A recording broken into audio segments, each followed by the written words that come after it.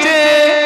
আল্লাহ নবীর দুটো চোখ দিয়ে নূরের চোখ দিয়ে দাদ্দার দাদ্দার দাদ্দার দাদ্দার করে পানির টুসা গড়িয়ে যায়।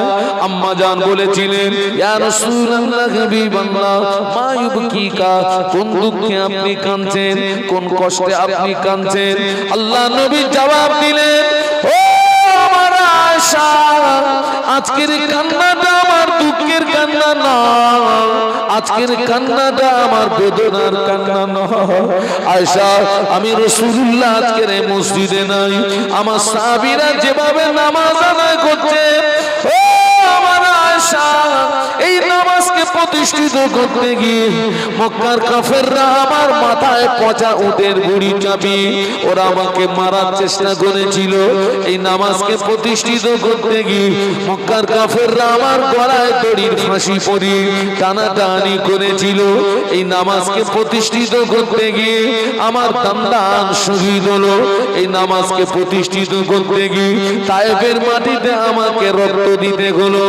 ও আমার আয়েশা, আমি রাসূলুল্লাহকে মসজিদে নাই, আমার সাহাবীরা যেভাবে নামাজ আদায় করছে, ভবিষ্যতের একটা ছবি আমার সামনে ফুটে উঠলো, ভবিষ্যতের একটা চিত্র আমার সামনে ফুটে উঠলো।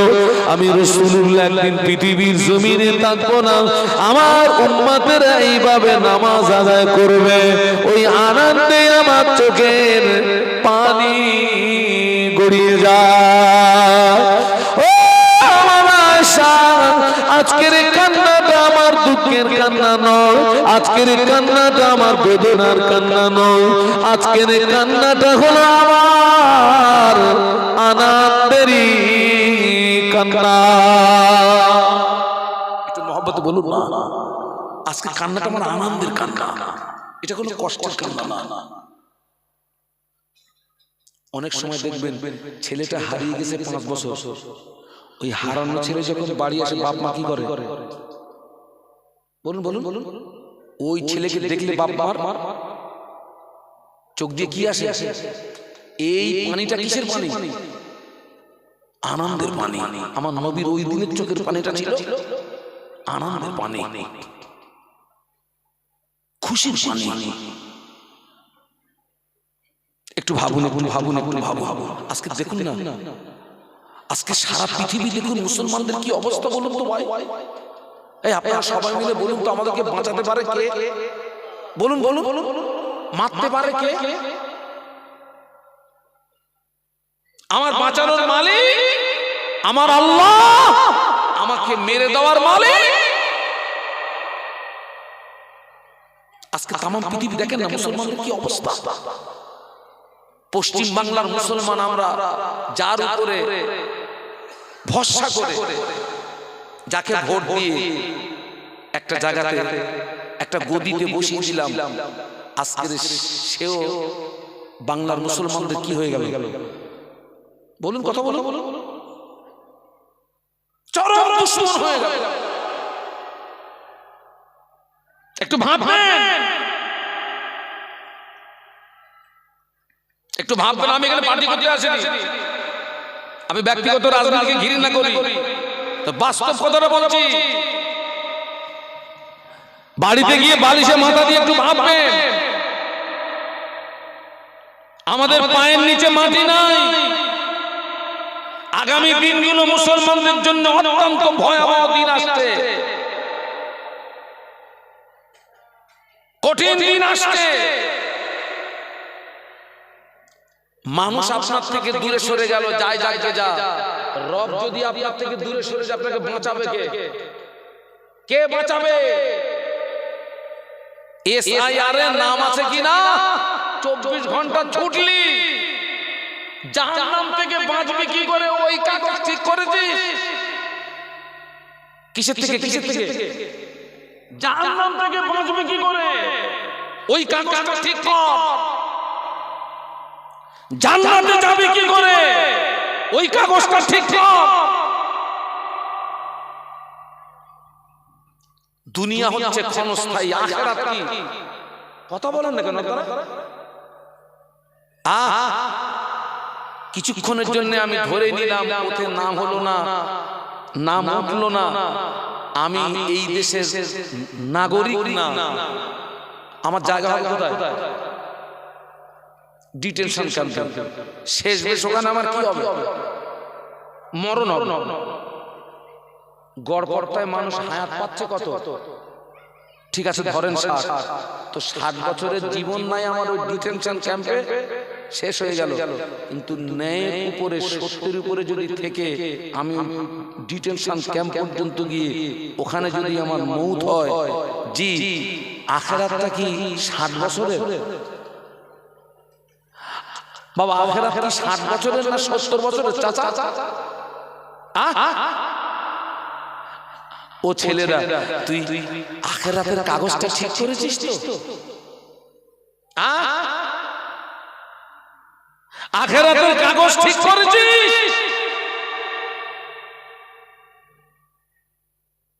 মানুষ তো পাগলা হয়ে যাচ্ছে, নামাজ বাদ দিয়ে ছুটতেছে।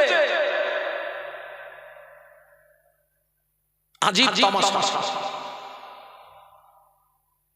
আল্লাহ পাক আমাদেরকে হেদায়েত দেন, বলুন আল্লাহুম্মা আমিন, বলুন আল্লাহুম্মা আমিন। আহা, প্রত্যেকটা নবীকে দ্বীন ইসলামকে প্রতিষ্ঠিত করতে গিয়ে যুদ্ধের ময়দান পর্যন্ত যেতে হয়েছে না হয়নি? একটু কথা বলুন। সব নবীকে কাফেরদের মোকাবেলা করতে হয়েছে। ওই যুদ্ধের ময়দানেও কি নবীরা নামাজ বাদ দিয়েছে? ওই যুদ্ধের ময়দানে কি সাহাবীরা নামাজ বাদ দিয়েছে? যুদ্ধের ময়দানেও আল্লাহর নবী সাহাবীদেরকে নিয়ে বা জামাত নামাজ পড়েছেন এবং যুদ্ধ চালিয়ে গিয়েছেন। জোরে বলুন, আরো জোরে বলুন। আপনার মনে একটা প্রশ্ন আসতে পারে, হুজুর আল্লাহর নবী যদি যুদ্ধের ময়দানে সাহাবীদেরকে নিয়ে জামাত করে নামাজ পড়ে, ওই সময় তো কাফেররা কি করবে? মেরে দেবে তো? না, আসলে আপনাকে ব্যাপারটা বুঝতে হবে। মনে করুন দৃষ্টান্ত স্বরূপ বলছি,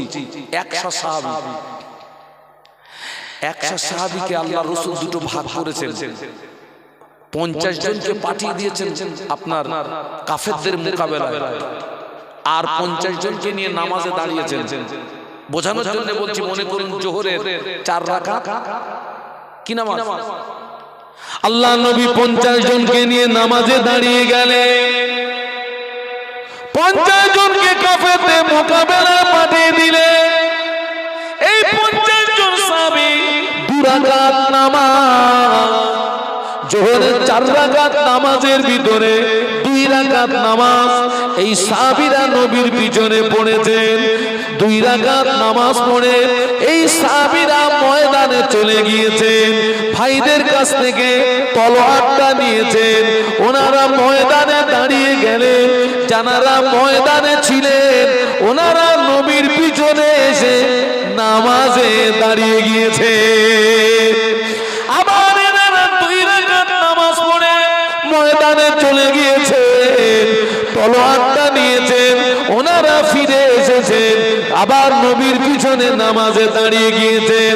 একদম সাহাবী 2 রাকাত নামাজ, 4 রাকাত নামাজ পেয়েছেন জামাতে।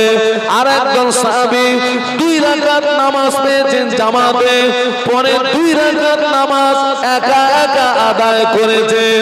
যুদ্ধ চালিয়ে গিয়েছেন, নামাজও কায়েম করেছে। একটু জোরে বলা যাবে? আরো জোরে বলা যাবে? আমরা কি যুদ্ধের ময়দানে নাকি? আমরা কি যুদ্ধের ময়দানে?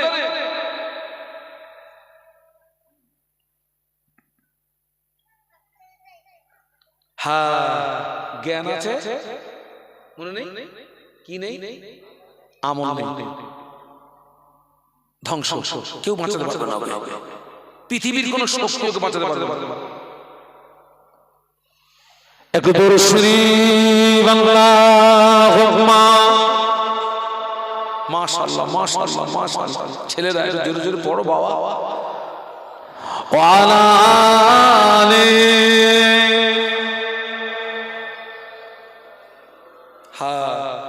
हुब्बे अहमद अजल की सीने में गए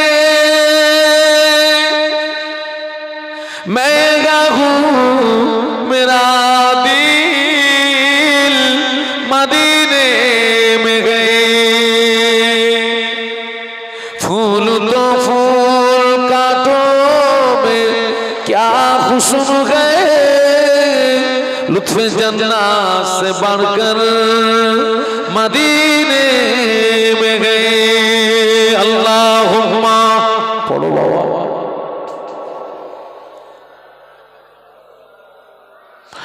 वाला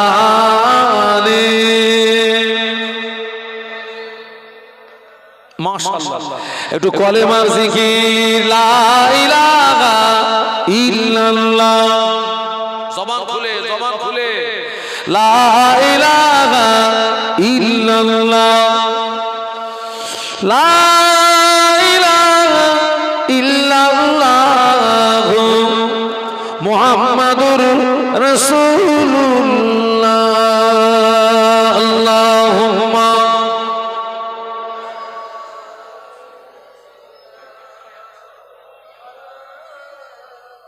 মুহাম্মদ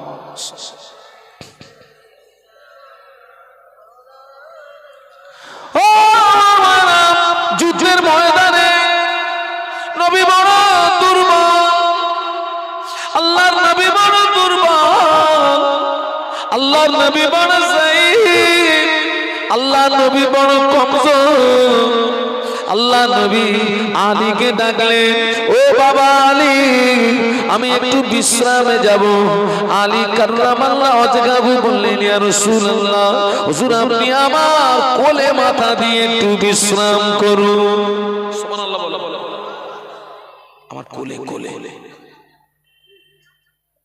সময়টা ছিল আসরের সময়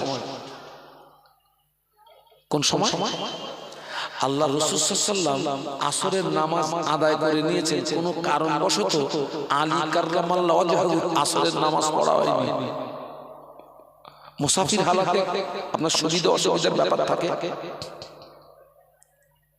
আল্লাহ নবী আলী কাররামাল্লাহু ওয়াজহাহু কোলে মাথা দিয়ে শুয়ে পড়েছে সূর্যটা আস্তে আস্তে পশ্চিম দিকে তথা মাগরিবের উত্তর দিকে ঢলে যাচ্ছে হঠাৎ হুজুরের মনে পড়ে গেল আল্লাহ পাক আমার তো আসরের নামাজটা পড়া হয় নাই কার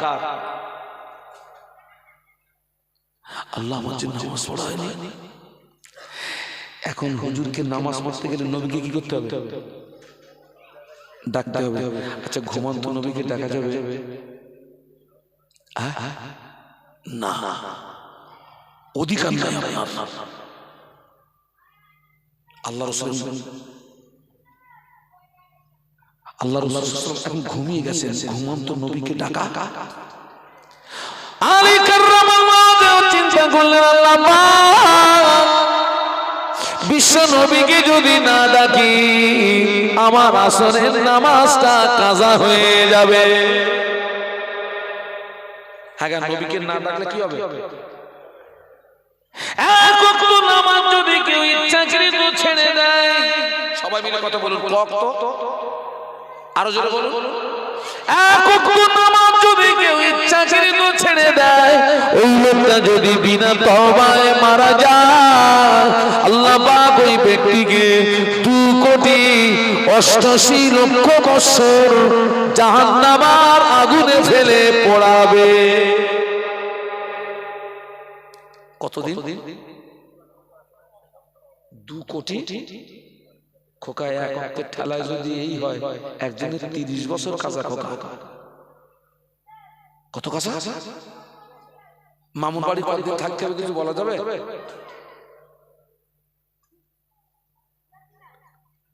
বাবা আবার সব মুসলিম নারী পুরুষ কিন্তু জাহান্নামের আযাবকে বিশ্বাস করে না এটা কি আপনারা মানেন নামাজ ইবাদত আমলের কথা বললে বলে ও সব যদি জান্নাতে যায় তো জাহান্নামে যাবে কে কি গো এরকম একটা বার্তা আসে না আল্লাহ ওদেরকে হেদায়েত দিক বলুন আমিন আমরা তো বাবা বক্তা মানুষ কথা বেড়ে যায় আল্লাহ রাসূল মদিনার মসজিদে জোহরের নামাজ পড়ে আম্মা আয়েশার হুজরাতে আসতেন এসে দেখেন তো ঘরের দরজা বন্ধ,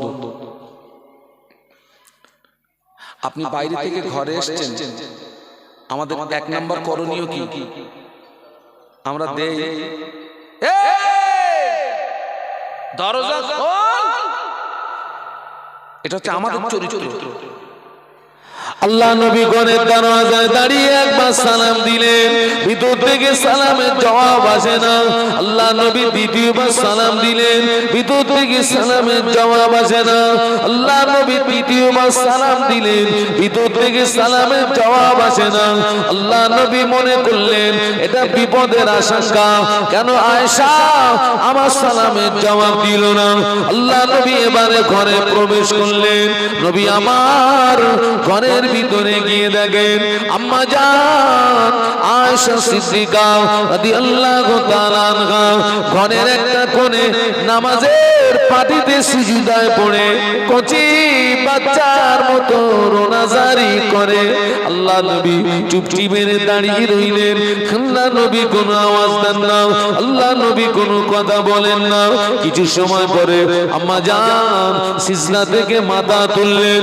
আল্লাহ নবী বললেন, ও আমার আয়েশা, তুমি কেন ঘরের দরজা বন্ধ করে নামাজের পাটিতে সিজদায় পড়ে কাঁদছো? কি হয়েছে তোমার? কিসের জন্য তুমি কাঁদো? আম্মা জান আল্লাহর নবীর নূরের বদনের দিকে চেয়ে কেঁদে উঠে বলেছিলেন, আমি আয়েশা, আমি রান্না করছিলাম, আমি আয়েশা, আমি রান্না করছিলাম, হঠাৎ রান্না করতে করতে উনানের ভিতর থেকে এক টুকরা আগুন আমি আয়েশার হাতের উপরে পড়ে গেল। এক টুকরা আগুন আমি আয়েশার হাতের উপরে পড়ে গেল। জ্বালা যন্ত্রণা সহ্য করতে পারি না। ওই সময় জাহান্নামের কথা মনে পড়ে গেল। পৃথিবীর আগুনের চেয়ে জাহান্নামের আগুনের তাপ আরো 70 গুণে বেশি হবে। পৃথিবীর আগুনের চেয়ে জাহান্নামের আগুনের ক্ষমতা আরো 70 গুণে বেশি হবে।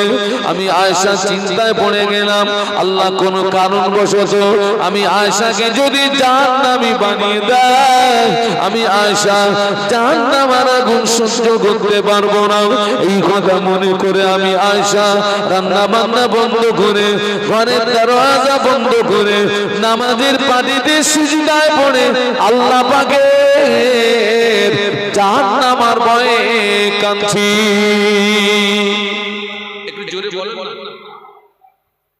যে আম্মা আয়েশা ছিলেন হাজার হাজার সাহাবীদের ওস্তাদ। কাদের ওস্তাদ? সাহাবীদের ওস্তাদ। হাজার হাজার সাহাবীর ওস্তাদ।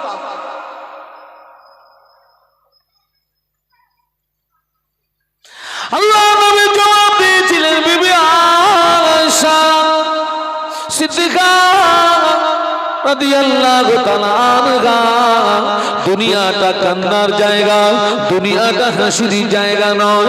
আয়েশা, তুমি যত কাঁদবে তোমার চোখের পানি যদি আল্লাহ পাকের দরবারে কবুল হয়ে যায়, আল্লাহ পাক তোমার দুফোঁটা চোখের পানির ওসিলায় আমার আল্লাহ তোমার জন্য কোটি কোটি কোটি কোটি কোটি কোটি কোটি কোটি বছরের জাহান্নামের আগুন আল্লাহ পাক হারাম করে দেবে। একটু মহব্বতে বলুন। আলী কাররামাল্লাহু চিন্তা পড়ে গেছে, আল্লাহ নবীকে তো দেখা যাচ্ছে না, যদি নামাজ কাজা হয়ে যায়, ওই জাহান্নামের কথা মনে পড়ে গেছে। কিন্তু নবীকে ডাকা যাচ্ছে না। এই তনমন করতে করতে সূর্য একেবারে একেবারে মাগরিবের রক্তে চলে গেছে, ডুবে গেছে। হুজুর কামছিলেন, দুফোঁটা চোখের গরম পানি আল্লাহ নবীর নূরের বদনে পড়ে গেল। রাসূলুল্লাহ ঘুম ভেঙে গেল। এ আলী, আরে তুমি কাঁদছো কেন? কি হয়েছে তোমার? ইয়া রাসূলুল্লাহ রে, ইয়া হাবিবাল্লাহ, হুজুর আমি আলীর আসরের নামাজটা কাজা হয়ে গেল, জাহান্নামের কথা মনে পড়ে গিয়েছে। আলী তুমি নামাজটা ছাড়লে কেন? হুজুর আপনি আল্লাহর নবী, হুজুর আপনি আমার কোলে মাথা দিয়ে শুয়েছিলেন, ও বাবা আলী তুমি আমাকে ডাকনি কেন? হুজুর আপনি আল্লাহর নবী, হুজুর আপনি আল্লাহর রাসূল, আমি যদি আপনাকে ডাকি আপনার সঙ্গে বেয়াদবি হয়ে যাবে, আল্লাহ পাক নারাজ হয়ে যাবে, আল্লাহ পাক অসন্তুষ্ট হয়ে যাবে, এই জন্য আমি আপনাকে ডাকি না। আল্লাহ নবী বললেন, ও বাবা আলী কেঁদো না বাবা, কেঁদো না বাবা, কেঁদো না বাবা, কেঁদো না বাবা, কেঁদো না।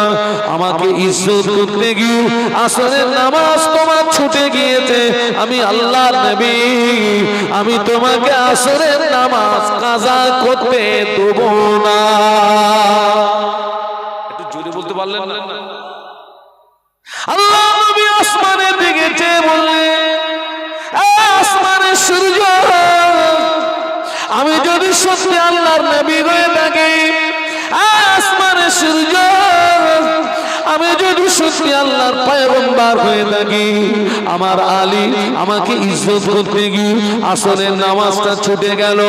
আসমানের সূর্য তুই আল্লাহর হুকুমে মাগরিবের রক্ত থেকে আসরের রক্তে চলে আয়, মাগরিবের রক্ত থেকে আসরের রক্তে চলে আয়। হুজুরের জবানের কথা শেষ না হতে হতে আসমানের সূর্য মাগরিবের রক্ত থেকে উঠে আসরের রক্তে চলে এসেছে।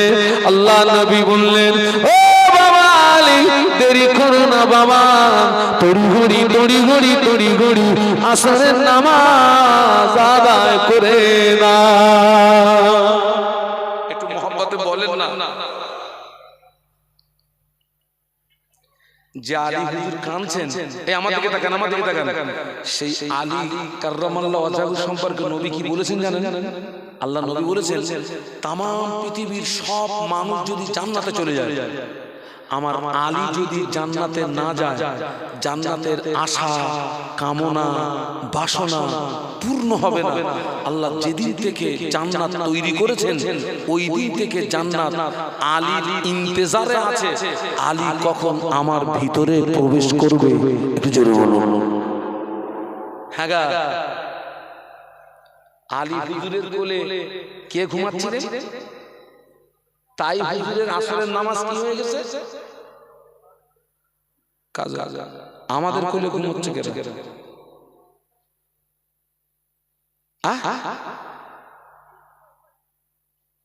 খোকা মোবাইল তো ঘুমায় না,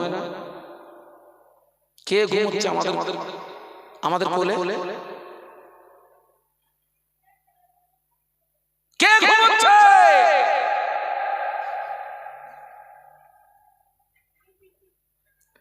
ফজরের আযান হয়ে গেল, জোহরের আযান হয়ে গেল, আসরের আযান হয়ে গেল, মাগরিবের আযান হয়ে গেল, এশার আযান হয়ে গেল। যে বাড়িতে বাপ নামাজে দাঁড়িয়ে যায়, মা নামাজে দাঁড়িয়ে যায়, ছেলে নামাজে দাঁড়িয়ে যায়, মেয়ে নামাজে দাঁড়িয়ে যায়, ওই বাড়িটায় আল্লাহর আসমান থেকে রহমত বরকত নাজিল হয়।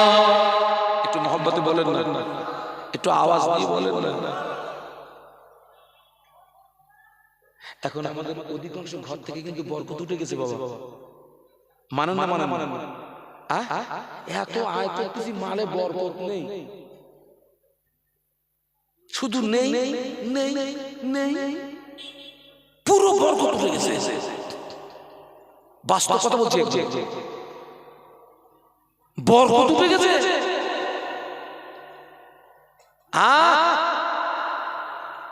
আগে এখান থেকে 20 বছর 30 বছর আগে কারোর বাড়িতে গোশ রান্না হলে গোশ হাফ কিলোমিটার দূর থেকে গোশের সেন্ট পাওয়া যেত। এখন ঘরে ঘরে ঘরে ঘরে 5 কেজি 7 কেজি কোন সেন্ট আছে? খুশবু উঠে গেছে, খুশবু উঠে গেছে। ফ্যান খেয়েছেন কারা? ভাতের ফ্যান, একটু হাত তুলে দেখান তো। ভাতের ফ্যান খেয়েছেন? আলহামদুলিল্লাহ বাবা। সেই ফ্যান, এই আপনাদের এখানে সবচেয়ে ভালো দই পাওয়া যায় কোথায়? তালপুকুর নাকি? ওই তাল পুকুরের দই, ঘোড়ার ডিমের দই, ওই ফ্যানের টেস্ট আর এই দইয়ের টেস্ট আছে এক ছিল আসমান জমিন ডিফারেন্স। খোকা এখন ফ্যান আর জমে, ঘোড়ার কসু জমতেছে না, কি করে জমবে বলতে? জমবেটা কি করে? ওর আটা উঠে গেছে, আটা।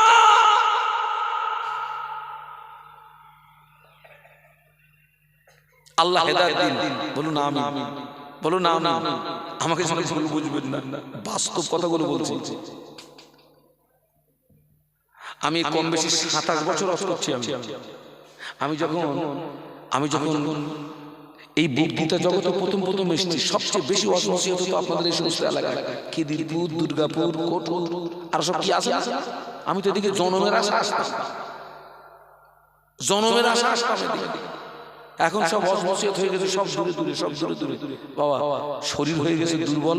হাওড়া জেলা, হুগলি জেলা, পূর্ব মেদিনীপুর, পশ্চিম মেদিনীপুর, বাঁকুড়া, মালদা, মুর্শিদাবাদ, ওদিকে নামখানা, কাকদ্বীপ, ডায়মন্ড হারবার, পাগলের মতন ছুটতে হয় আমাকে। আল্লাহ তো 27 বছর তো আল্লাহ আমাকে ঘুরাচ্ছে, চামড়ার চোখে অনেক কিছু দেখেছি। আল্লাহ অনেক কিছু দেখিয়েছে, আল্লাহ অনেক কিছু দেখিয়েছে। দুঃখ, আফসোস, আমার সমাজ এখনো পরিবর্তন হলো না। এটাই দুঃখ, এটাই আফসোস, সমাজ পরিবর্তন হলো না। ভাববেন একটু, বাড়ি গিয়ে কি ভাববেন? বালিশের মাথা দিয়ে এই ছেলেটা আমার দিকে তাকাও, 3টে বিষয় একটু ভাববে তো। আপনি কোথায় ছিলেন, আপনি কোথায় এসেছেন, আপনি কোথায় যাবেন। হ্যাঁ, 3টে জায়গায়। কোথায় ছিলেন গো? আপনি কোথায় এসেছেন, আপনি কোথায় যাবেন ভাববেন।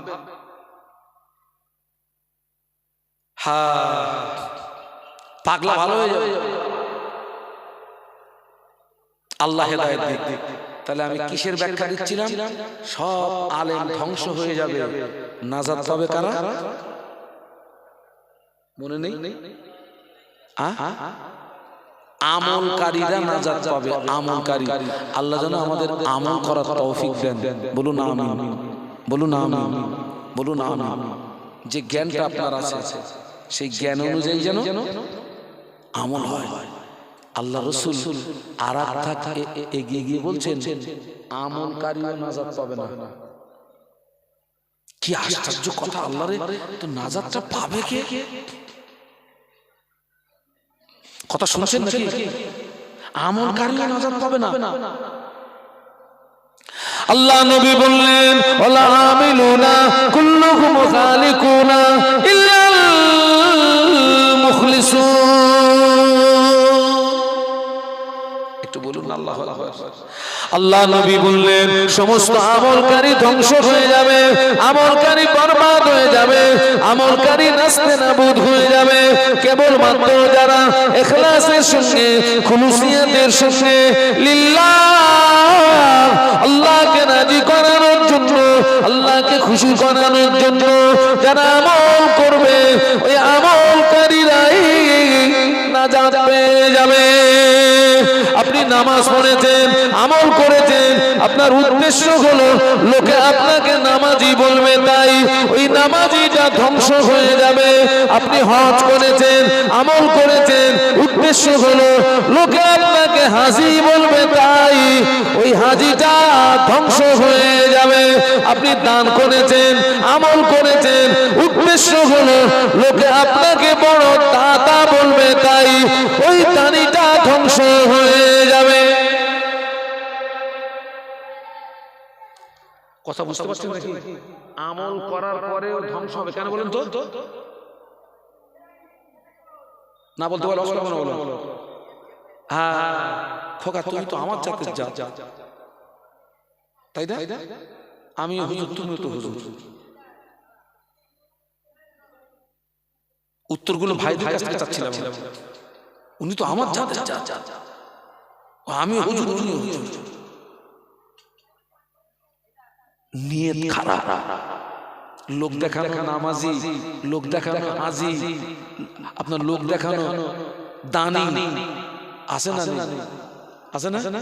এখন আমি যে স্টেজে আমি যে ওয়াজ করছি, আমার যদি নিয়তেই হয় আজকে একটু কায়দা করে ওয়াজ করব, মিডিয়া সব আছে চারিদিকে যাচ্ছে, বলে ওরে বড় হুজুর,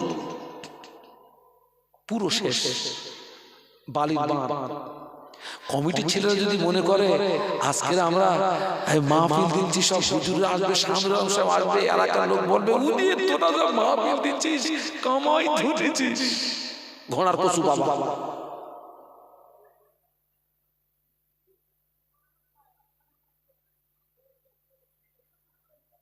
উদ্দেশ্য হবে আল্লাহর সন্তুষ্টির উদ্দেশ্যে মাহফিল দেব, আমার উদ্দেশ্য হবে আল্লাহর সন্তুষ্টির উদ্দেশ্যে দুটো কথা বলবো। অনেক কিছু পাওয়া যাবে, অনেক কিছু পাওয়া যাবে, অনেক কিছু পাওয়া যাবে, অনেক কিছু পাওয়া যাবে। সুবহানাল্লাহ বলুন, আরো জোরে বলুন। খোকা আমার একটু চা খাওয়া যায় খোকা, আমার এই সুগারটা ফল করছে। হ্যাঁ লিকাচ্ছা লিকাচ্ছা, না না সুগার ফল করছে মানে এখন আমাকে বেশি করে মিষ্টি দিতে হবে, তাড়াতাড়ি একটু আর একটু দরুদ শরীফ আল্লাহুম্মা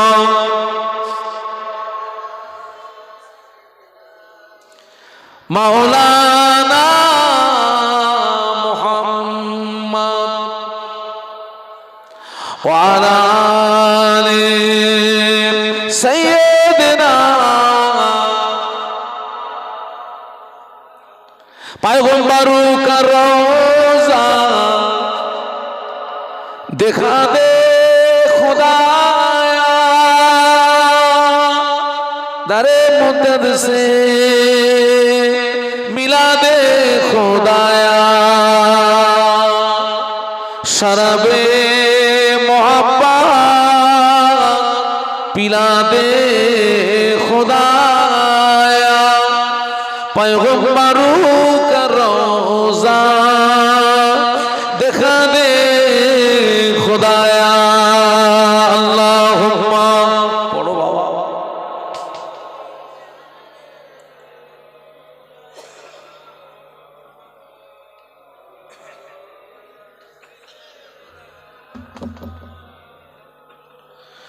मुझे नाज गया अपनी खुशकिस्मती पर, मेरे हाथ में है दामने मुस्तफा की, नगम है ख्वार का न तूफा का परवा, मैं डूबूंगा फिर भी किनारा करूंगा, अल्लाहुम्मा।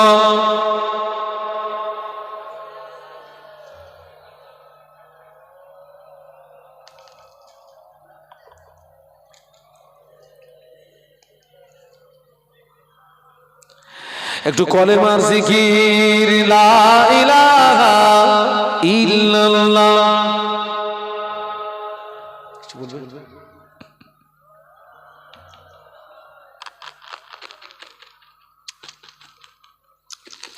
মুহাম্মাদুর রাসূলুল্লাহ বলো লা ইলাহা।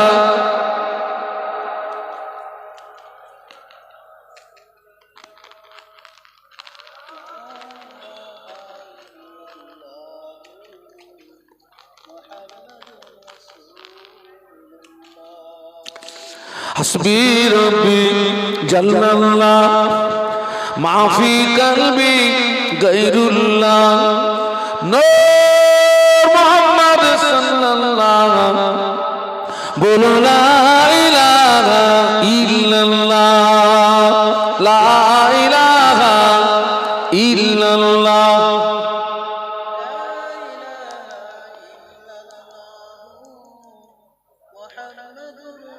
मुहम्मदुर रसूलुल्लाह, अल्लाहुम्मा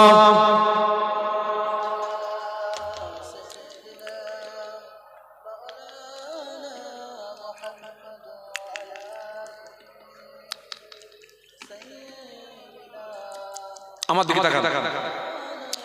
আমাদের জীবনের প্রত্যেকটা আমলের মূল টার্গেট কি হবে বলুন তো? আল্লাহর সন্তুষ্টি। আমাদের জীবনের প্রত্যেকটা আমলের মূল টার্গেট হবে কুল ইন্না সালাতি ওয়া নুসুকি ওয়া মাহইয়ায়া ওয়া মামাতি লিল্লাহি রাব্বিল আলামিন। আপনার জীবনের নামাজ, আপনার কুরবানি, আপনার বেঁচে থাকা, মরে যাওয়া, সবকিছুর মূল লক্ষ্য হবে আল্লাহর সন্তুষ্টি। আল্লাহ, ওটাই হচ্ছে খাঁটি। ওই খাঁটি আমলকারীরাই নাজাত পাবে। বাদবাকি সব বলুন বাদবাকি সব কি? সব ধ্বংস। যারা ইখলাসের সঙ্গে, খুলুসিয়াতের সঙ্গে, আল্লাহকে সন্তুষ্টির জন্য, আল্লাহর সন্তুষ্টির জন্য, হ্যাঁ, নামাজ অনেকে পড়ে বা, কিন্তু সকলের নামাজ খোদার দরবারে বলুন যায় না। ওয়াজ আমরা সবাই করি বাবা, কিন্তু সকলের ওয়াজ আল্লাহর দরবারে যায় না। দান আমরা করি সব, কিন্তু সকলের দান আল্লাহর দরবারে যায় না। মাহফিল আমরা দিই সবাই, কিন্তু সব মাহফিল আল্লাহর দরবারে যায় না।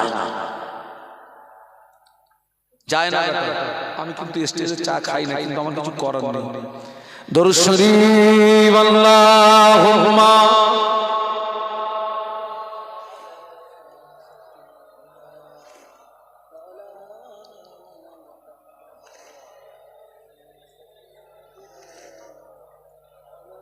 আল্লাহ রে, আমি একটু আওয়াজ বাড়াতে পারলাম না।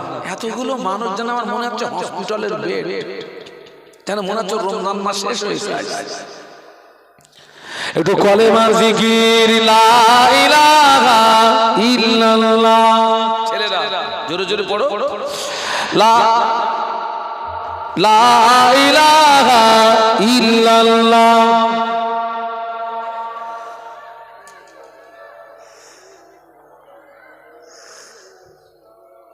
হ্যাঁ, আমি সেই জন্য আপনাদেরকে একটা সৎ পরামর্শ দেব।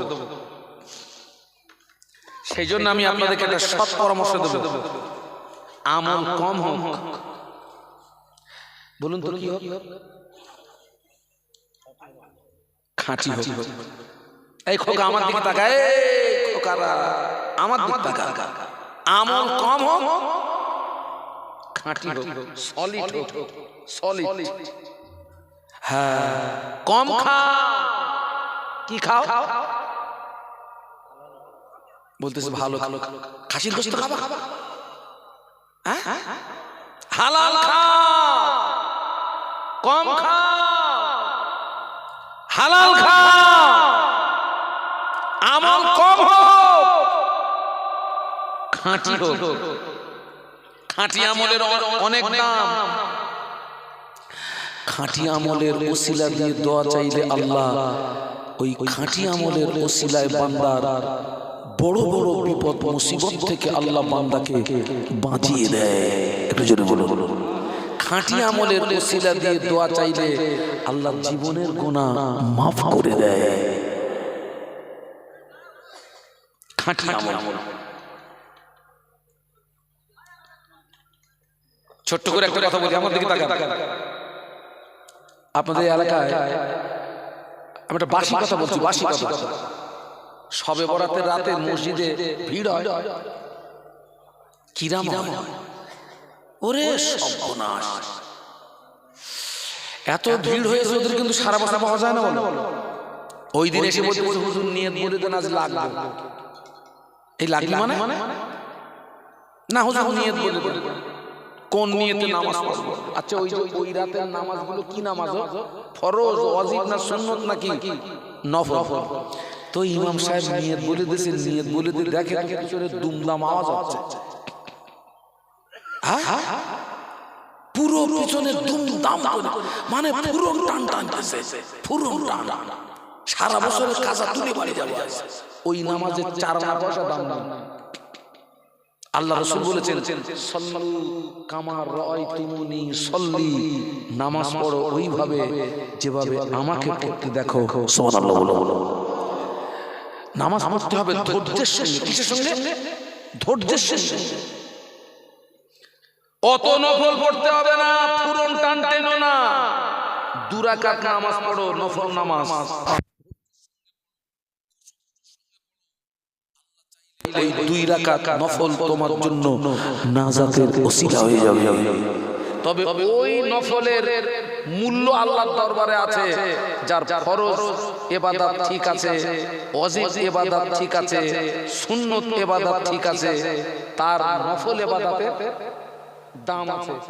যার ফরজ ইবাদত ঠিক নেই, ওয়াজিব ইবাদত ঠিক নেই, সুন্নত ইবাদত ঠিক নেই, ওর নফল ইবাদতের তেমন মূল্য নেই। সেই জন্য আপনাদেরকে বলবো আমল কম হোক, সলিড হোক, খাঁটি হোক। খাঁটি আমলের কত দাম! বনি ইসরাইল গোত্রের 3 জন ব্যক্তি আল্লাহর জমিনে সফরে বেরিয়েছেন। বনি ইসরাইল গোত্রের 3 জন ব্যক্তি আল্লাহর জমিনে সফরে বেরিয়েছেন। প্রতিমধ্যে ঝড় বৃষ্টি তুফান শুরু হলো, ঝড় বৃষ্টি তুফান শুরু হলো। ওই 3 জন ব্যক্তি ঝড় বৃষ্টি তুফান থেকে বাঁচার জন্য একটি গুহার ভিতরে আশ্রয় নিল।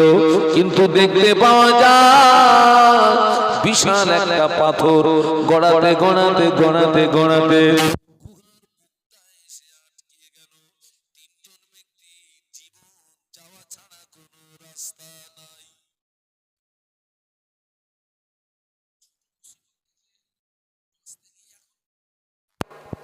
কঠিন মুসিবতে পড়েছে।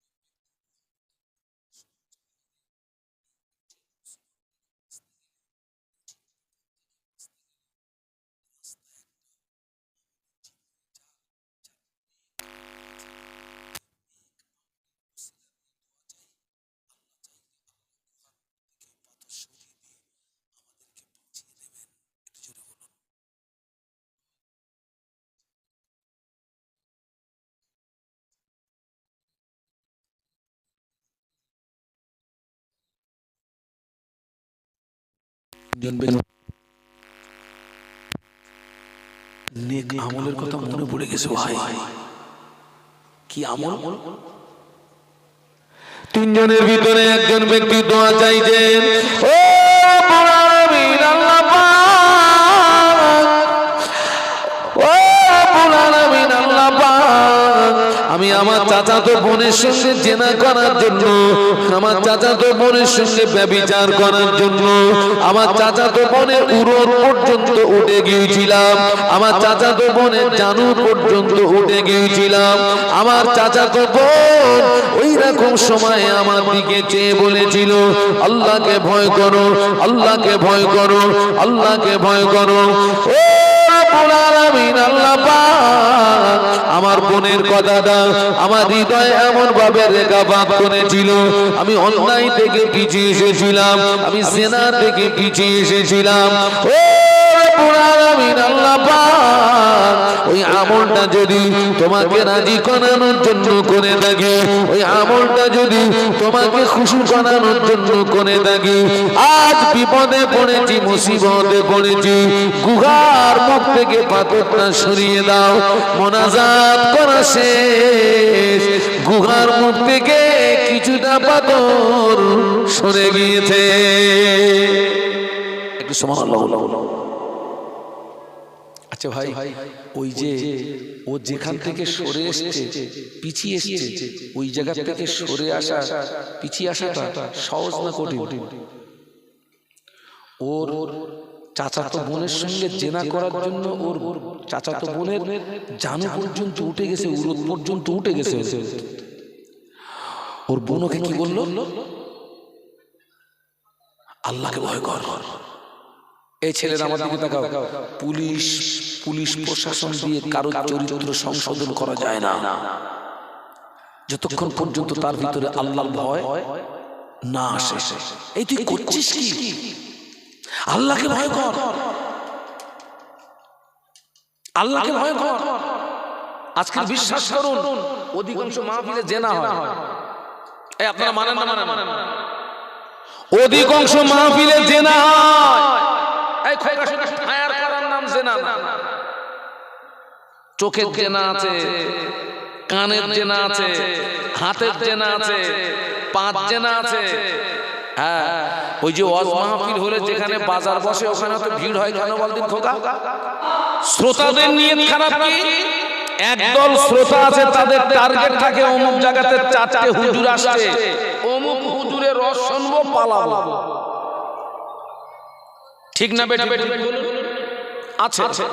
এই যে শ্রোতাদের নিয়ত খারাপ হয়ে গেছে, জলসা দাতাদের নিয়ত খারাপ কোথায়? আপনাদের আব্বা আম্মার দোয়া আল্লাহ তো প্রত্যেক রাতে একটা জায়গায় নিয়ে যায়।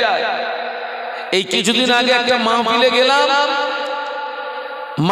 গেলাম, আপনার কমিটির ছেলেদের ভিতরে দুটো দল হয়ে গেছে। কমিটির ছেলেদের ভিতরে এক দল বলছে আমরা আপনার মাহফিলে লাইট জ্বালাবো হুপ মেরে, আর এক দল বলছে না, হুপ মেরে যদি মাহফিল চালাই সওয়াব হবে না।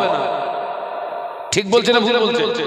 ওরা বলছে না, একদল বলছে হুপ মেরে চালাবো। আহারে, রাস্তায় গাড়ি আটকিয়ে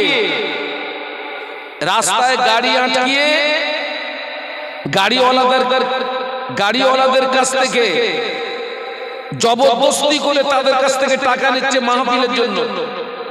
এগুলো ঠিক না ভুল? বলুন, সবাই মিলে বলুন। ভুল। কারোর কাছ থেকে জোর জবরদস্তি করে অর্থ নেওয়া যাবে না। আমি যদি রাস্তায় গাড়ি আটকিয়ে আমি যদি জুলুম করে অর্থ নেই নিয়ে যদি মাহফিল দিই, তাহলে আমাদের মাহফিল আর আমার অমুসলিম ভাইদের কিছু অনুষ্ঠান থাকে, দুটো অনুষ্ঠানের ভিতরে পার্থক্য থাকলো কোথায়? পার্থক্যটা কোথায় থাকলো? এই যে নিয়ত খারাপ হয়ে গেছে, নিয়ত। মাহফিল হচ্ছে কিন্তু কাজ হচ্ছে না। বাবা, মাহফিল দিলে হবে না, মাহফিলে আসতে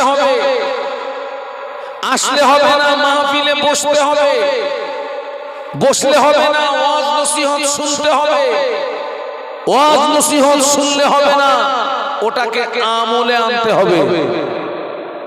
সবাই মিলে বলুন তো কি করতে হবে? সবাই মিলে বলুন, আমলে আনতে হবে। আচ্ছা আপনারা বলুন, এত ওয়াজ মাহফিল হওয়ার পরেও এই আমলের জায়গাটা আমরা এগিয়ে না পিছিয়ে? আমলের জায়গা অনেক যোজনা পিছিয়ে, শুধু পিছিয়ে নয়, অনেক যোজনা পিছিয়ে। মাহফিল দিলে হবে না, মাহফিলে আসতে হবে। আপনি একটা করে মিলিয়ে নেন। এই মাহফিল উপলক্ষে যারা বাড়ি থেকে বেরিয়েছে সবাই কি মাহফিল পর্যন্ত এসেছে? আপনারা এখানে যত মানুষ বসে আছেন, এর ডবল মানুষ রাস্তায় বাজারে আছে। তাহলে এক নাম্বার ফেল। মাহফিল দিলে হবে না, মাহফিলে আসতে হবে। সবাই মাহফিলে আসেনি, আসলে হবে না, বসতে হবে। সবাই আসে কিন্তু সবাই বসে, দু নাম্বার ফেল।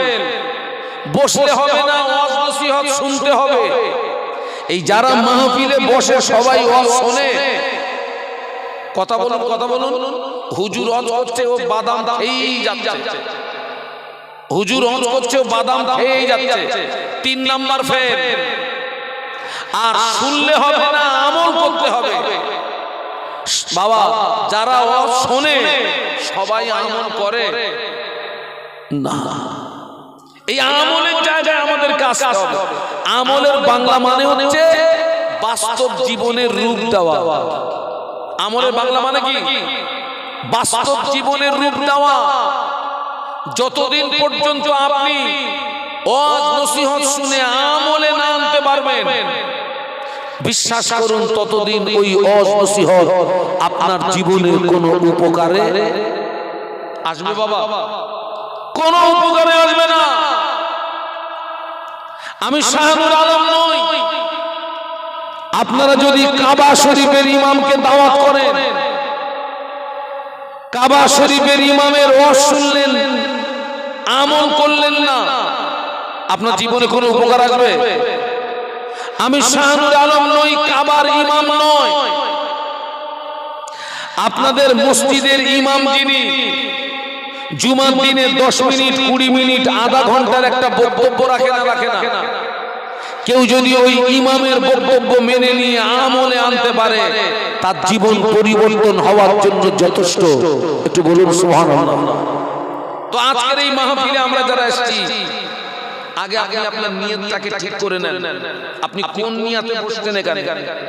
আলেমদের চেহারা দেখবেন, কোন হুজুর ফেপেছে না শুকিয়েছে, কোন হুজুর কালো, কোন হুজুর পরিষ্কার, কোন হুজুরের আওয়াজ ভালো, টোন ভালো, না এসব দেখবেন না। আপনি কে বলছে ওটা দেখার দরকার নেই, কি বলছে ওটা শুনুন, আর ওটাকে মেনে নিয়ে কি করুন? আমল করুন। আপনার জীবন পরিবর্তন হতে বাধ্য, পরিবর্তন হতে বাধ্য। আল্লাহ আমাদেরকে হেদায়েত দেন। বলুন আল্লাহুম্মা, বলুন আল্লাহুম্মা। আল্লাহ রাসূল কি বলছে দেখুন, আল্লাহ রাসূল সাল্লাল্লাহু আলাইহি ওয়াসাল্লাম কি বলছে দেখুন। ক্বালা নবী সাল্লাল্লাহু আলাইহি ওয়াসাল্লাম, الناس كلهم غالقون إلا العالمون والعالمون كلهم غالقون إلا العاملون والعاملون كلهم غالقون إلا المخلصون। একটু সবাই মিলে বলি না আল্লাহু আকবার। 3:30 আওয়াজ দিলেন। আমি তো 3:30 হুজুর না। এতগুলো মানুষ, আপনাদের এই খিদিরপুর এলাকায় বল খেলা হয়, তাও কথা বলে না হয়। আপনারা জানতেন? সবাই যায় না।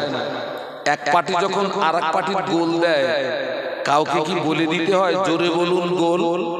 ওরে সর্বনাশ! আওয়াজ জবান খুলে বলি আল্লাহু আকবার। আরেকটু আওয়াজ তুলুন, বলুন আল্লাহু আকবার। আল্লাহ নবী বললেন সমস্ত মানুষ ধ্বংস হয়ে যাবে, সমস্ত মানুষ বরবাদ হয়ে যাবে, সমস্ত মানুষ নাস্তে নাবুদ হয়ে যাবে, কেবলমাত্র আলেমরা নাজাত পেয়ে যাবে। সুবহানাল্লাহ বলেন। সব মানুষ ধ্বংস হয়ে যাবে, সব মানুষ বরবাদ হয়ে যাবে, সব মানুষ নাস্তে নাবুদ হয়ে যাবে। নাজাত পাবে কারা? আলেম। নবীর হাদিসটা শুনে আপনাদের মনে কিন্তু একটা প্রশ্ন আসা স্বাভাবিক যে হুজুর, আলেমরাই যদি শুধু নাজাত পায় তাহলে আপনারাই শুধু নাজাত পাবেন, আমরা সব শেষ।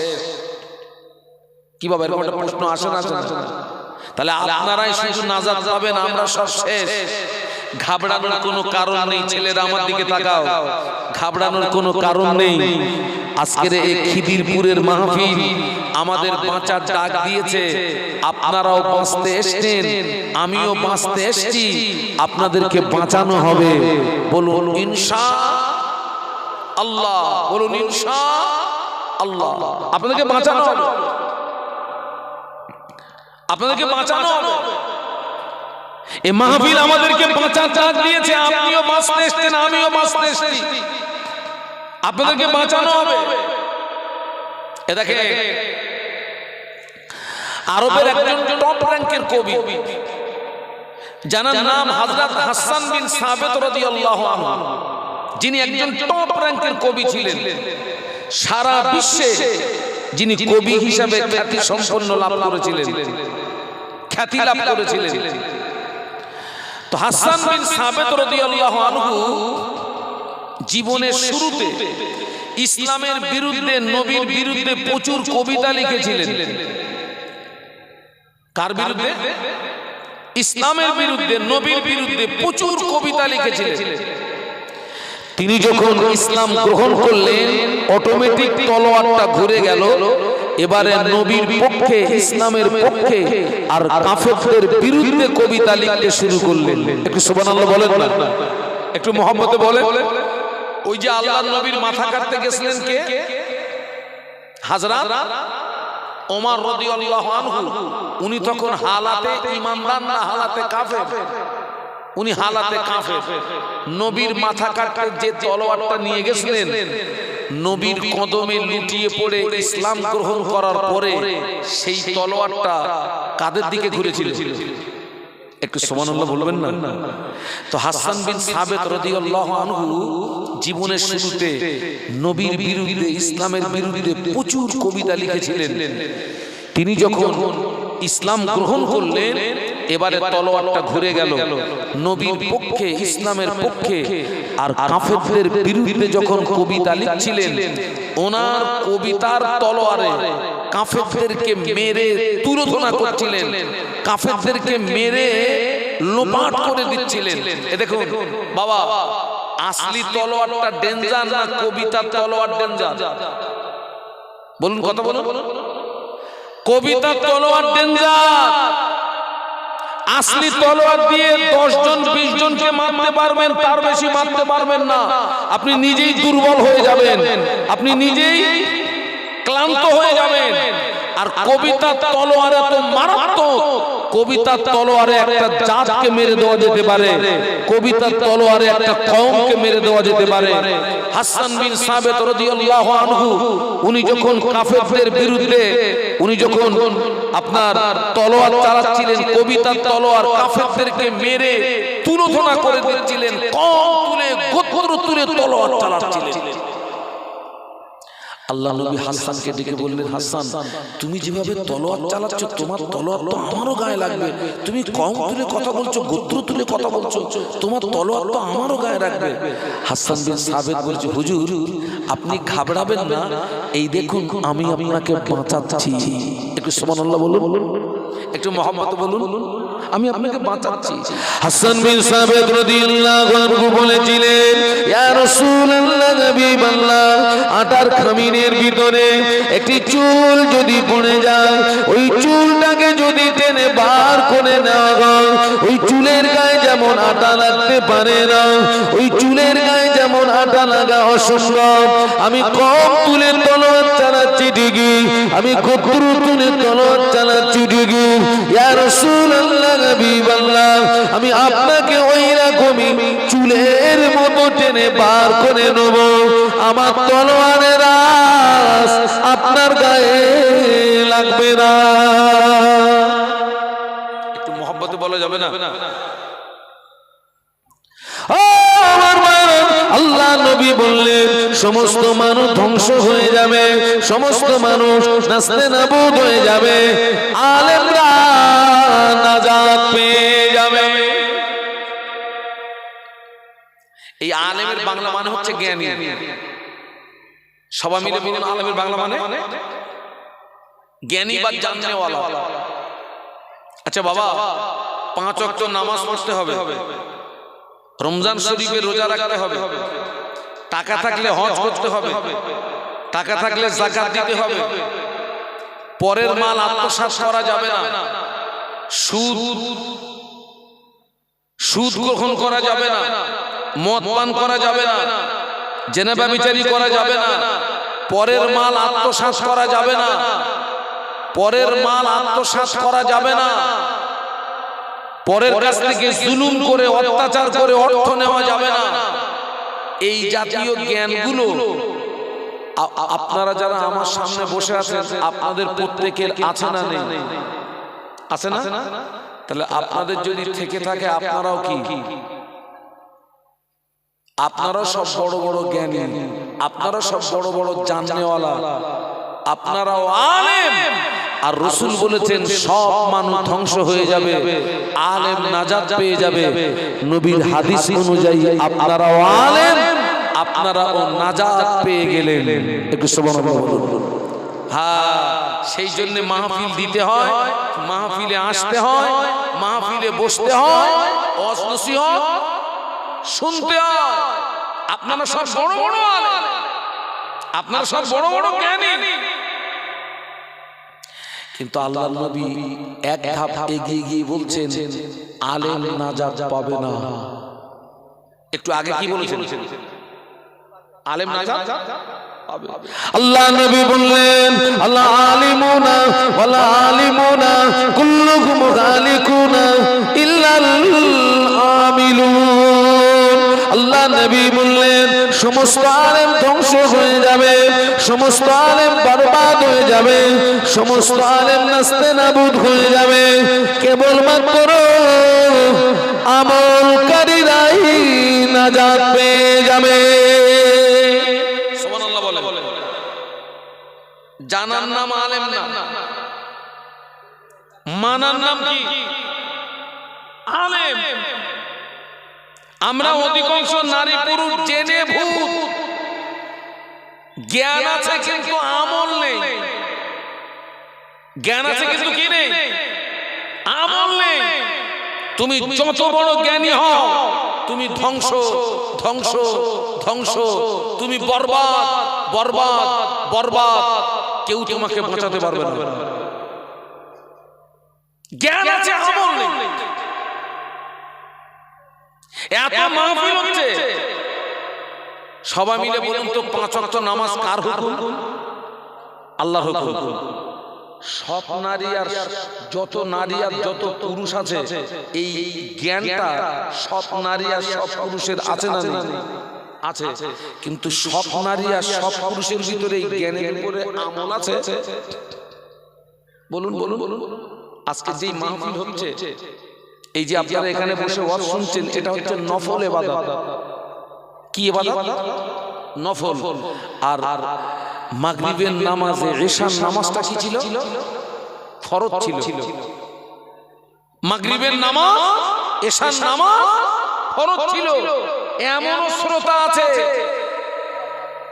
মাগরিব পড়লো না, ঈশা পড়লো না, মাহফিলে একদম শুরু থেকে শেষ পর্যন্ত সময় দিল, এখান থেকে তাবাররুক খেয়ে বাড়ি চলে গেল, হেইয়মারি বলে শুয়ে পড়লো, 10টার সময় ওরে বাবারে বলে উঠলো, ফজরের নামাজ পড়লো না।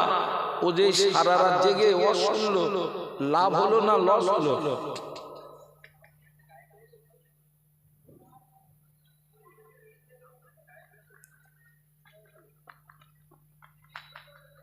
এই জ্ঞানটা, এই বুদ্ধিটা, এই মন মানসিকতাটা কবে আসবে? এই যে মাহফিল হচ্ছে, এই আশেপাশে যত বাড়ি, আমার ধারণার কথা বলছি, আমি রাস্তার ছবি দেখেছি, তাতে মনে হচ্ছে আশেপাশে সব বাড়ির 2-1 করে মেয়ে মানুষ নাকি এসছে, কুটুম কুটুম এসছে নাকি এসছে। আর স্বাভাবিকভাবে বাড়িতে কুটুম আসলে একটু মেহমানদারি করতে হবে তো বাবা। যদি ওদের মেহমানদারি না করেন, ওইখান থেকে বাড়ি গিয়ে বলবেন ওটা একটা মানুষের বাচ্চা, হ্যাঁ তোদের বাড়ি গেলাম তো একটু মেহমানদারি, কিচ্ছু চাও দিলিনি, কিচ্ছু দিলিনি। এখন বাড়ি মেহমান আসলে মেহমানদারি করতে হবে। আমার অনেক মায়েরা সব রান্না বান্না করে সব আত্মীয় স্বজন সব খাওয়াচ্ছে, খাওয়াও, বাড়ি মেহমান আসলে মেহমানদারি করতে হবে। খবর নিয়ে দেখেন অধিকাংশ বাড়ির মেয়েরা এশার নামাজ পড়েনি, মাগরিবের নামাজ পড়েনি। মাগরিবের নামাজ না পড়ে, এশার নামাজ না পড়ে তুমি যে আত্মীয় স্বজনের মেহমানদারি করলে, ওদের যে আদর যত্ন করে গলা পর্যন্ত খাওয়ালে, কিয়ামতের ময়দানে তোমার যদি একটা নেকি শর্ট পড়ে, ওই আত্মীয় স্বজন একটা নেকি দেবে বলে মনে হয়? আমি একবার বলবো না মেহমানদারি করবেন না, মেহমানদারি করুন, তবে আপনার আখিরাতটাকে নষ্ট করে নয়। ঠিক বলছি না ভুল বলছি? মেহমানদারি করুন, আত্মীয়তা করুন, কুটুম্বিতে করুন, আপনার আখিরাতটা নষ্ট করে নয়। খবর নিয়ে দেখেন অধিকাংশ বাড়ির মহিলারা নামাজ পড়েনি, কে তোমাকে বাঁচাবে? কোন হুজুর বাঁচাবে? আল্লাহ পাক হেদায়েত দান করুন, আমিন। জ্ঞান আছে কি নেই? আমল নেই, ধ্বংস ধ্বংস বরবাদ, কেউ বাঁচাতে পারবে না। মদিনার মসজিদে নববী শরীফে আযান হয়ে গেল। মদিনার মসজিদে নববী শরীফে মুয়াজ্জিন হাফসি বেলাল, মদিনার মসজিদে নববী শরীফে হাফসি বেলাল যখন আযান দিতেন, হাফসি বেলালের আযানের আওয়াজ আল্লাহ পাকের আরশ মুআল্লাতে পৌঁছে যেত। সুবহানাল্লাহ বলবেন। মদিনার মসজিদে নববী শরীফে আযান হয়ে গেছে, সাহাবীরা সব মসজিদে চলে এসেছেন। একজন ব্যক্তি আসেন, তিনি হচ্ছেন মুহাম্মাদুর কি মুহাম্মাদুর রাসূলুল্লাহ সাল্লাল্লাহু আলাইহি ওয়াসাল্লাম। তিনি মসজিদে আসেন। কেন আসেন? তিনি প্রচন্ড অসুস্থ, উঠে দাঁড়ানোর মতো ক্ষমতা নেই। সাহাবীরা মসজিদে এসেছেন কিন্তু নামাজ শুরু করতে পারছেন না, কারণ নবীর অবর্তমানে ওই ইমামতির জায়গায় দাঁড়াবে কে? নবীর অনুমতি ছাড়া কোন সাহাবী ইমামতির জায়গায় দাঁড়াতে পারবে? বাবা, কার ক্ষমতা আছে? কার সাহস আছে? এ কি আমরা যে মাহফিলে মাগরিবের নামাজ হবে, বড় একটা আলেমকে বলা হচ্ছে হুজুর আপনি একটু নামাজটা পড়িয়ে দেন, ইমামতি করে দেন। বড় আলেমরা ইমামতির জায়গায় যেতে চায় না, ভয়ে। আমার নামাজ ঠিক হচ্ছে কি না হচ্ছে, আমার পিছনে যারা দাঁড়াবে ওদের দায়িত্ব কার? একটু কথা বলেন না বাবা, ইমামের তো। ওই জন্য বড় আলেমরা যেতে চায় না, কিন্তু বড় আলেম যেতে চাচ্ছে না, আর ছোট হুজুর পিছনে লাফাচ্ছে ইমামতি করতে। হ্যাঁ, লাফাচ্ছে কোনটা? ছোট হুজুর লাফাচ্ছে ইমামতি করতে। সাহাবীরা 10 মিনিট 20 মিনিট 8 ঘন্টা ইন্তজার করলেন রাসূলুল্লাহর জন্য।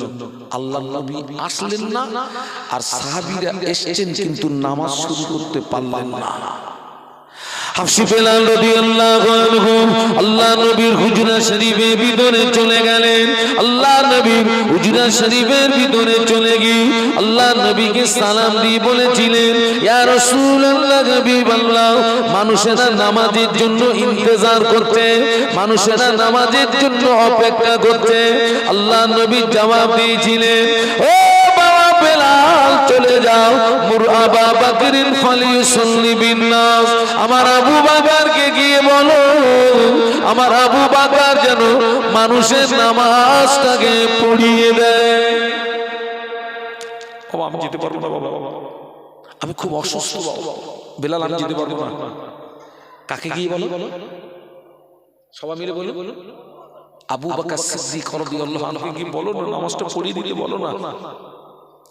আল্লাহ রাসূল যেই কথাটা বললেন, কথাটা শুনতে পেয়েছেন আম্মা আয়েশা সিদ্দিকা রাদিয়াল্লাহু আনহা, যিনি রাসূলুল্লাহর ছোট স্ত্রী, আমাদের ছোট আম্মা, আর আবু বকর সিদ্দিক রাদিয়াল্লাহু আনহুর মেয়ে, আমাদের আম্মা জান আয়েশা সিদ্দিকা রাদিয়াল্লাহু তাআলা আনহা আল্লাহ নবীর নূরের বদনের দিকে চেয়ে বলেছিলেন, ইয়া রাসূলুল্লাহ, হাবিবাল্লাহ, হুজুর আমার আব্বা জানকে ইমামতির জায়গায় দাঁড় করাবেন না। আমার আব্বা জানের মনটা বড় নরম, আমার আব্বা জানের অন্তরটা বড় নরম। আমার আব্বাকে ইমামতির জায়গায় দাঁড় করিয়ে দিলে আমার আব্বা জান আপনাকে না পেয়ে কেঁদে ফেলবে, আমার আব্বা জান আপনাকে না পেয়ে রোনাজারি করবে।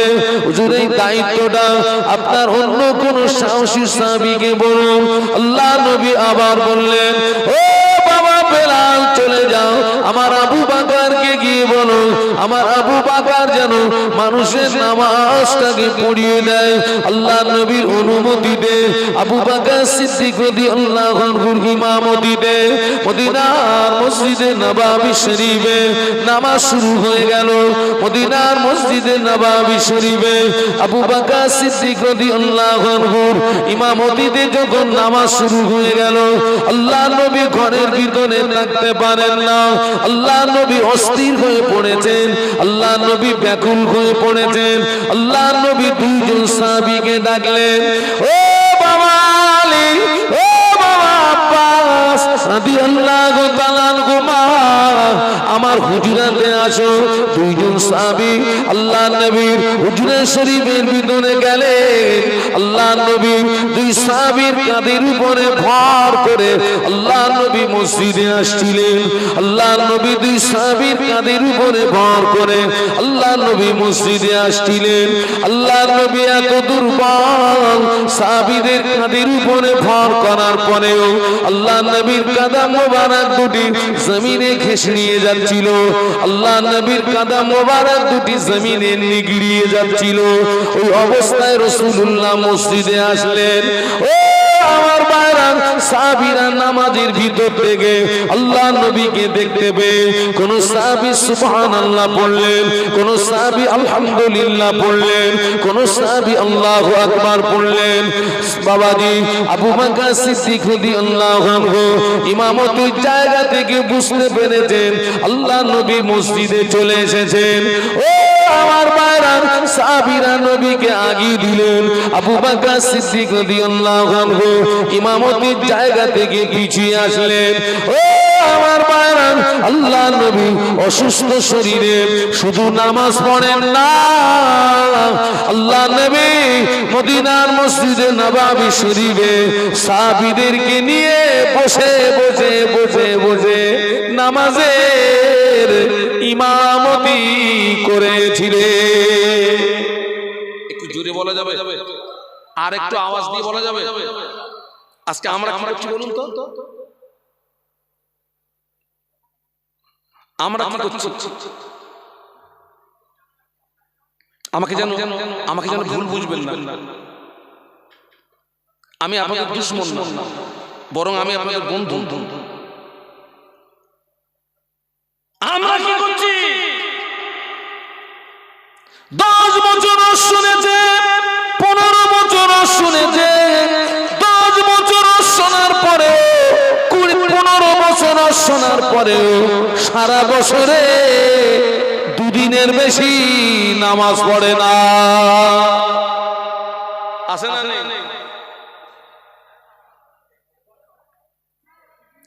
অনেক মহিলারা আছে বাবা, জওয়ান যুবক পুরুষদের ভিতরে 10 বছর শুনেছে, 15 বছর শুনেছে, সারা বছরে দুদিনের বেশি নামাজ পড়ে না, শুধু দুটো ঈদের নামাজ পড়ে, বাকি নামাজ পড়ে না। মেয়েদের ঈদের নামাজ নাই, মেয়েদের জুমার নামাজ নাই। সমাজে অনেক মহিলা আছে সারা বছরের ভিতরে আল্লাহর জমিনে একটা সেজদা দেয় না। আছে না? ভুরি ভুরি ভুরি ভুরি ভুরি ভুরি ভুরি। কে তোমাকে বাঁচাবে বলো তো? কে তোমাকে বাঁচাবে? জ্ঞান আছে, আমল নেই। জ্ঞান আছে, আমল নেই। মাহফিল হচ্ছে, মাহফিল হচ্ছে, মাহফিল হচ্ছে। এখনো তো 26 সাল পড়েনি রে বাবা, আমি তো ছোট হুজুর। এখন থেকে 28 সালের লাইন দিচ্ছে আমাদের। 28 সাল হুজুর, 28 সালে এই যে একটা ফাঁকা আছে হুজুর। আমি বলি বাবা, আমি এখনো অত বড় হুজুর হইনি বাবা। আল্লাহ হায়াত রাখলে ওই একেবারে কাছাকাছি কি খবর নিস। আমি এখন অত বড় হুজুর হইনি। খবর নিয়ে দেখেন অধিকাংশ জলসা কমিটির ছেলেরা নামাজ পড়ে না। এই বাস্তব বলছি না বাস্তব বলছি, ওরা মনে করছে বছরে কায়দা করে একটা মাহফিল দিচ্ছি জান্নাত নিয়ে উঠতে পারবে। ও কি তোর মামুর বাড়ি না তোর শ্বশুর বাড়ি? তোর মামুর বাড়ি না শ্বশুর বাড়ি? ভুল হচ্ছে, ভুল হচ্ছে, ভুল হচ্ছে, আমাদের ভুল হচ্ছে, আমাদের ভুল হচ্ছে, আমাদের ভুল হচ্ছে। আল্লাহ পাক আমাদেরকে হেদায়েত দেন, বলুন আল্লাহুম্মা আমিন, বলুন আল্লাহুম্মা আমিন। আপনাদের কথা কি বলবো, অনেক অনেক বক্তা, অনেক বক্তা নামাজ পড়েন, বক্তা নামাজ পড়েন। আমার সবচেয়ে ভালো রিপোর্ট দিতে পারবে কে বলুন তো? এক হচ্ছে আমার স্ত্রী, ও আমার একেবারে ভিতরের রিপোর্ট দিতে পারবে, মানুষের বাচ্চা না অমানুষের বাচ্চা। আর একজন রিপোর্ট দিতে পারবে কে বলুন তো?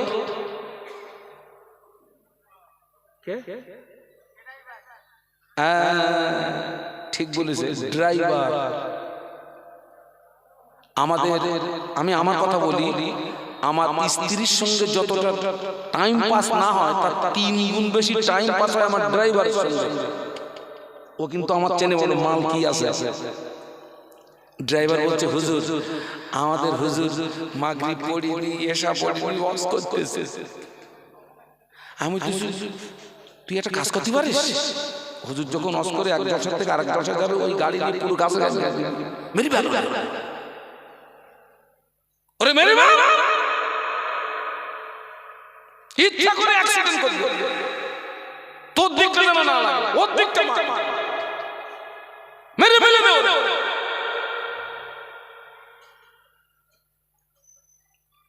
লজ্জা লজ্জা লজ্জা লজ্জা লজ্জা লজ্জা।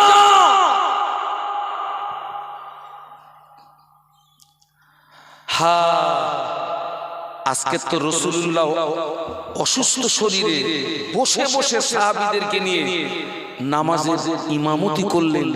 ওই অসুস্থতার পিরিয়ডে এমনও দিন চলে গেছে টোটালে রাসূলুল্লাহ আসেননি। আবু বকর সিদ্দিক রাদিয়াল্লাহু আনহুর ইমামতিতে নামাজ হচ্ছে। মদিনার মসজিদ আর বিশ্বনবীর হুজরা শরীফ তথা ঘর একেবারে তো পাশাপাশি। আবু বকর সিদ্দিক রাদিয়াল্লাহু আনহু ইমামতিতে যেই নামাজ শুরু হলো, আল্লাহর নবী আম্মা আয়েশাকে বললেন, আয়েশা আমার মাথাটাকে একটু উঁচু করে ধরো না। আল্লাহর নবী এত অসুস্থ, মাথা উঁচু করার ক্ষমতা নেই। আয়েশা আমার মাথাটাকে একটু উঁচু করে ধরো না। আম্মা আয়েশা সিদ্দিকা রাদিয়াল্লাহু আনহা আল্লাহর নবীর মাথা মোবারকটাকে উঁচু করে ধরলেন। ঘরের পর্দাটাকে সরিয়ে দেওয়া হলো। যখন ঘরের পর্দা সরিয়ে দেওয়া হলো, তখন মসজিদ আর বিশ্বনবীর হুজরা দুটো কি হয়ে গেছে? বলুন বলুন, ওপেন হয়ে গেছে।